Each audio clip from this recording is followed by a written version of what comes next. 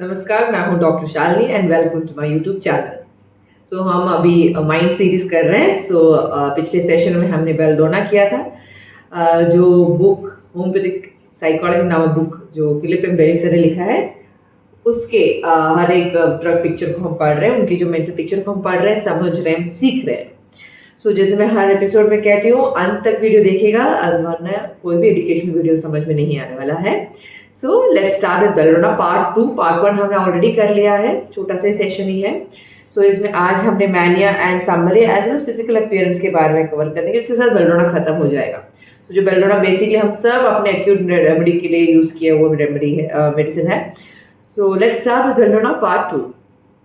जो मैनिया है, हमने जो कल किया है वो था मेटाफिजिकल इंटरेस्ट। उनका जो मेटाफिजिकल यानी बेसिकली मिसनॉमर है। यूजुअली हम उसको कहते हैं ना, जो दो रियल्म में होता है, दो फिजिकल रियलिटी के बीच में स्पिरिचुअल एज वेल एज मृत्यु के बाद क्या होता है, उस फिलोसफिकल एस्पेक्ट्स को जो ज़्यादा सोचते हैं, उस कैटेगरी के लोग हैं बेल्डोना। और वायलेंस जो हमने कैटेगरी में बताया कि बेल्डोना का खासियत है वायलेंस होता है उनका। वो जल्दी गुस्सा हो जाते हैं वो लोग। जो स्टेबल के हैं वो फिर भी अपने गुस्सा कंट्रोल कर सकते हैं, लेकिन जो अनस्टेबल सॉर्ट ऑफ हो जाता है बेल्डोना, उनका जो गुस्सा होता है वो बिल्कुल आग बबूला हो जाते हैं। लाइक दे कैन नॉट सी, उनको दिखता ही नहीं है उनके गुस्से के आगे।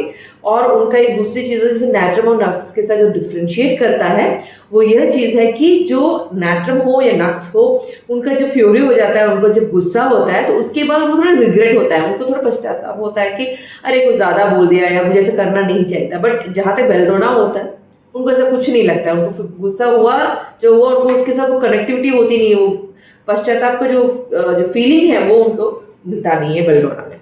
चलिए अब मैनिया के बारे में बात करते हैं। बेल्डोना के उनका जो पर्टिकुलर टाइप ऑफ है मैनिया, जो इंसैनिटी होता है, जो बाकी सारे जो साइकोटिक टाइप हैं, जो अनाकार्डियम है एंड स्ट्रामोनिया है, उसके साथ वो ओवरलैप करता है।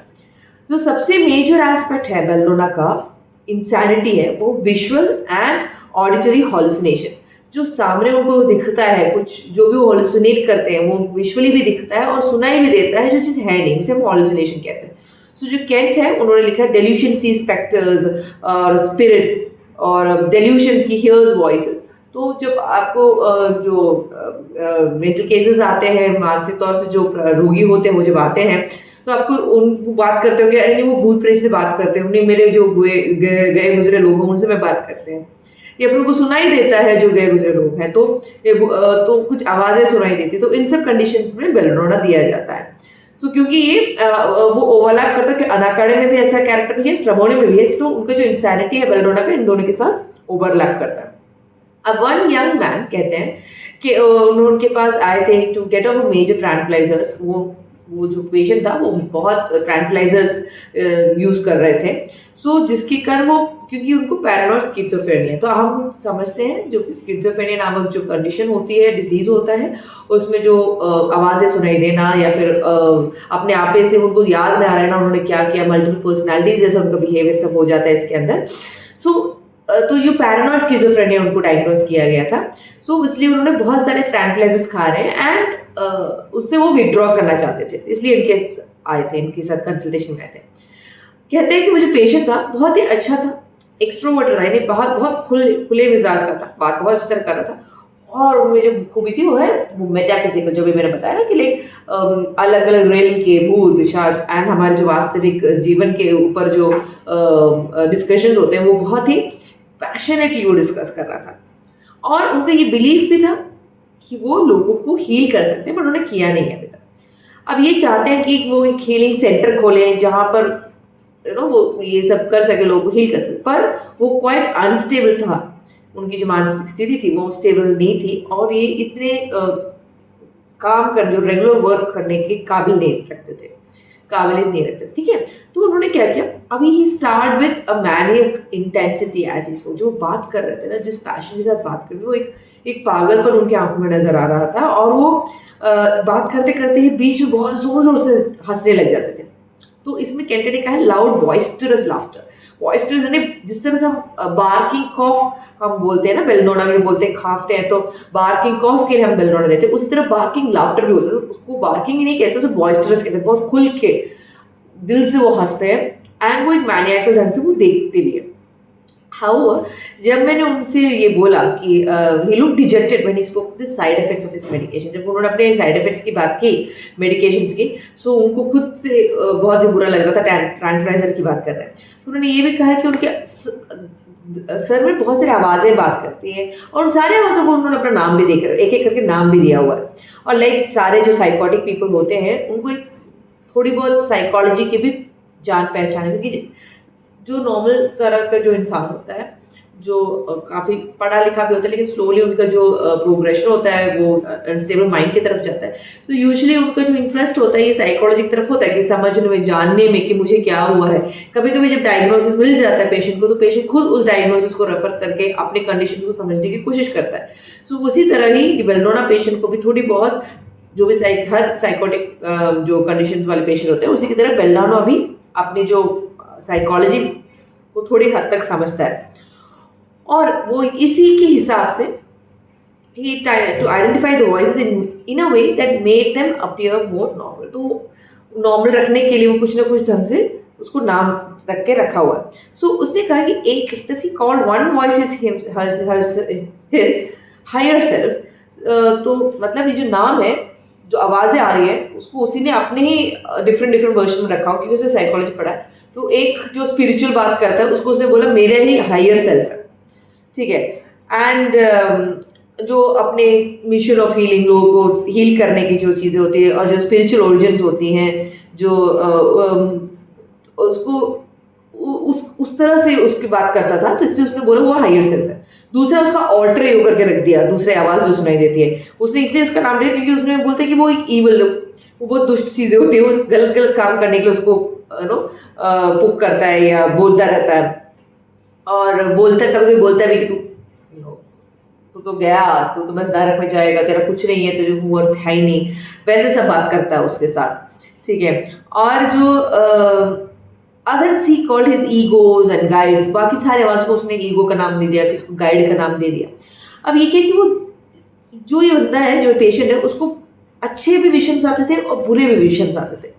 जो उसने ट्रू परसेप्शन, यानी उसके हिसाब से जो स्वर्ग और नर्क की तरफ से उसने उसको भा दिया था। जो भी विजन्स आते थे, जो अच्छे थे उसको बोलते हैं वो स्वर्ग के जैसे विजन्स है, जो खराब है उसको नरक की तरफ से। वो थोड़ा कॉम्प्लिकेटेड सा सुनाई देता है, बट है नहीं। बेसिकली माइंड में थोड़ा साइकोटिक माइंड चल रहा है उनका, एंड वो जो भी चीज़ को या तो अच्छा या फिर बुरा, स्वर्ग नहीं तो नरक, ठीक है। जो स्पिरिचुअल बोलता है वो हायर सेल्फ, जो अच्छा नहीं है वो आउटर सेल्फ, या फिर जो उसको गाइड देता है उसको गाइड। तो उनकी जो आवाज़ें आती हैं, उनको जो कानों में आती है उसको डिफ्रेंशिएट करना। तो बेसिकली ऑडिटरी हॉल्यूसिनेशन की एक्सप्लेनेशन दे रहे हैं, विजुअल हॉल्यूसिनेशन की जो बेलेडोना के एक्सप्लेनेशन के अंदर दे रहे हैं। जो वो विजन्स देखते हैं वो हेवन या फिर हेल के अंदर डिवाइड करते हैं, खुद ही डिवाइड करते हैं, ठीक है।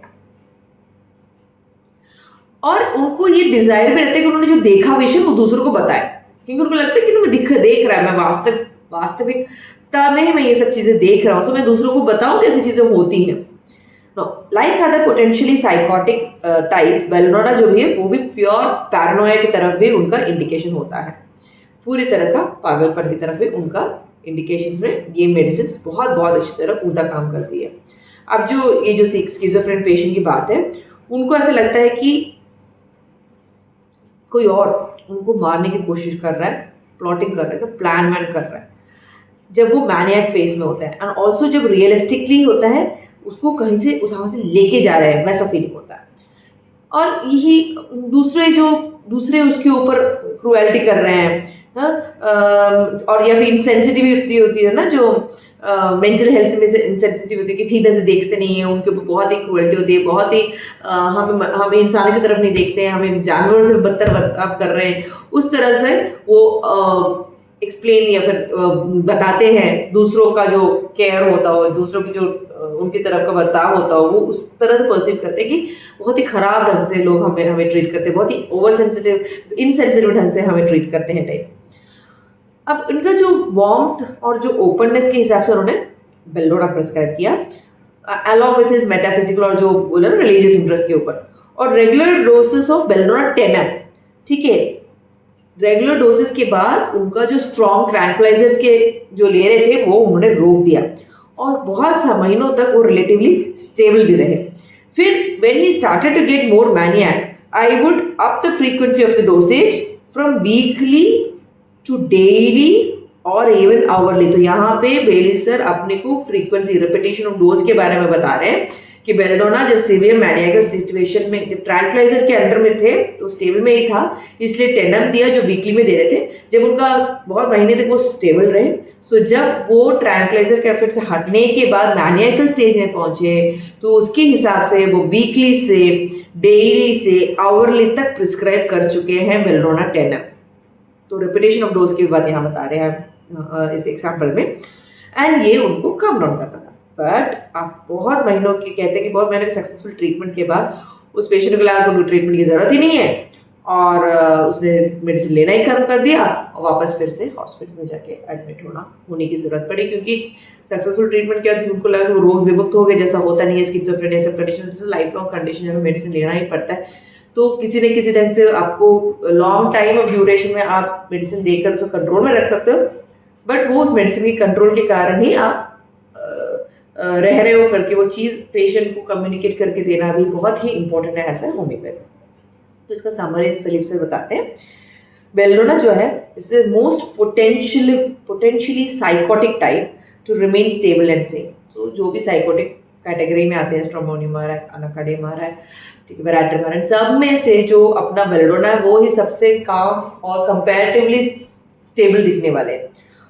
उनमें सारी क्वालिटीज़ हैं जो इंस्पिरेशन और एंथुजियाज्म और गुस्सा और असर्टनेस, नहीं जो मैं ठान लिया हूँ, ठान कर वो जो सही है सही टाइप ऑफ चीज़ है ना, सही मात्रा में है, लेकिन जब ये मात्रा बढ़ जाती है विच बिकम मैग्नीफाइड, वो बन जाता है इनसेन बेल्डोना, अनस्टेबल बेल्डोना की तरफ बढ़ता है। सो यूजुअली जैसे कहा ऑब्सेशन है, हमें समरी पढ़ रहे हैं तो जो अभी तक पढ़ा उसको समरी बता रहे हैं। सो उनको एक ऑब्सेशन होता है, एक पागलपन तरह जैसे एक अटैचमेंट होता है मेटाफिजिकल एस्पेक्ट्स के साथ, और वो साइकिक होते हैं, वो समझते हैं अपने आप को बहुत पावर है उनमें, वो हील कर सकते हैं उन लोगों को, भले उन्होंने किसी को हील नहीं किया, लेकिन उनको लगता है कि वो शक्ति है लोगों को हील करने के लिए। और in contrast to other psychotic types tend to have overtly religious hallucinations and beliefs, although there is some overlap here. तो रिलीजियस का भी ओवरलैप हो रहा है। अब जो सेम बेल्डोना होता है उनका वो एराटिक माइंड यानी स्टेबल नहीं है, अनस्टेबल माइंड होता है। जो स्टेन हो उनका भी, हमारे अनस्टेबल की बात नहीं कर रहे हैं, उनका भी माइंड थोड़ा ऑसिलेट होता है, यहाँ पे वहाँ पे मेटाफिजिकल के ज़्यादा ऑब्सेशन बात करते हैं, कभी नॉर्मल रियलिटी की, which will not concentrate easy. तो जो बोलते हैं ना एराटिक माइंड है, वो ये फोकस नहीं कर पाता, वो कॉन्स्टेंटली वो फोकस नहीं कर पाता है, but which appears gifted at lateral thinking, hence problem solving. तो भले वो एक चीज़ में फोकस नहीं कर पाता है, लेकिन क्योंकि वो अलग सोचता है, सो हमने जिस तरह अर्जेंटम नाइट्रिक में पढ़ा, उन्होंने अलग सोचते हैं, उसी टाइप पे ये भी अलग ही सोचते हैं, एंड तो प्रॉब्लम सॉल्विंग के लिए वो बहुत ही हेल्पफुल रहता है। तो जैसे कि नेक्स्ट सेंटेंस में जैसे मैंने कहा बोला है मर्क्यूरियस एंड अर्जेंटम नाइट्रिकम का एग्जाम्पल दिए हैं, और सारे and some more of the same members of the other potentially psychotic types में भी ये चीज़ होता है, क्योंकि बेसिकली समझिए सारे जो लोग होते हैं नॉर्मल जो सोसाइटल नॉर्म के हिसाब से चलते हैं, सीखते हैं, समझते हैं, हम उस नॉर्म को समझने की कोशिश करते हैं एंड हम उसको रेसिप्रोकेट करके उसी के हिसाब से चलने की कोशिश करते हैं। सब जब ये साइकोटिक होता है वो उनको वो बात समझ में आती नहीं है, तो हर चीज़ का उनका अपना ही नज़रिया होता है जो बहुत ही खूबसूरत होता है। सो इसलिए जब वो सेम रहते हैं, जब वो अपने हेल्दी कॉन्स्टिट्यूशन में रहते हैं, वो बहुत ही बेनिफिशियल रहता है फॉर सोसाइटी ऑल्सो, क्योंकि कोई भी चीज़ का हट के सोचना, हट के सोल्यूशन लेके आना, वो भी बेनिफिट रहता है ना। तो ये सारे ग्रुप ऑफ मेडिसिन मर्क्यूरियस हो, अर्जेंटम नाइट्रिकम हो, बेल्डोना हो, और दूसरे साइकोटिक रेमेडीज होते हैं जो अपने सेम टंग पे हट के सोचने की कैपेबिलिटी रखते हैं, गिफ्ट है उनको। ऑल्सो उनका जो होता है टेंडेंसी रहता है डे ड्रीम करना, वो तो आजकल सबका ही रहता है, बट बेल्डोना का ज़्यादा रहता है, डे ड्रीम करते हैं, यानी खुली आंखों से सपने देखते हैं। काम दिया रहेगा लेकिन बाहर सोचते रहते क्या करें, अब मेरे पास पैसे हो गए तो मैं क्या करूँगा, वैसा टाइप नो ख्वाब देखते रहते हैं, अपने आप जो काम दिया है वो उस पर फोकस नहीं रहता।